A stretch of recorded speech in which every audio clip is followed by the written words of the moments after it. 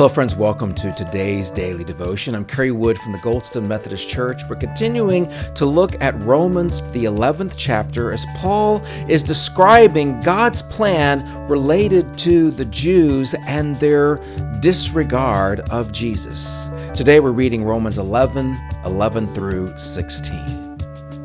I ask then, was their stumbling to result in their fall? Heaven forbid. On the contrary, through their falling away, salvation has reached the Gentiles to stir the rivalry of Israel. And if their falling away has enriched the world and their failure has enriched the Gentiles, how much more will result from their full restoration? But I am speaking to you who were Gentiles. Being myself an apostle to the Gentiles, I exalt my office in the hope that I may stir my countrymen to rivalry and so save some of them. For if their being cast aside has meant the reconciliation of the world, what will their reception mean but life from the dead? If the first handful of dough is holy, so is the whole mass. And if the root is holy, so are the branches. I don't know if you caught that both yesterday and today's texts begin with Paul asking a rhetorical question and then giving an emphatic response. Was their stumbling to result in their fall?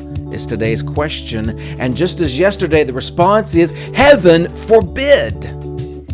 Now, one could make that translation of heaven forbid just also hell no.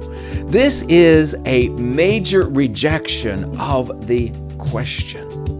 And here Paul is saying it is in the falling away of Israel that all the rest of the world is able to be blessed.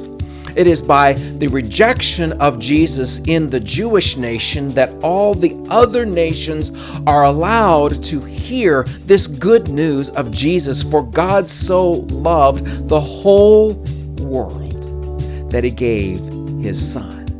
And so Paul is saying that since this is God's plan, if the world is able to experience the goodness of God's grace in Jesus by the Jews' rejection, then how much more will the Jews' reception into the life of God ultimately be for an even greater gain, including life from death? So that's what ultimately this is all about, that everyone is able to obtain the goodness of God's mercy and the new life that comes from God's grace. So even though the Jews rejected Jesus, Jesus has not rejected the Jews. Jesus has not rejected you or me. So today, will you receive this good news? For if the root is holy, then so are the branches. And what exactly are the branches? Well, tune in tomorrow and we'll learn more in our next daily devotion.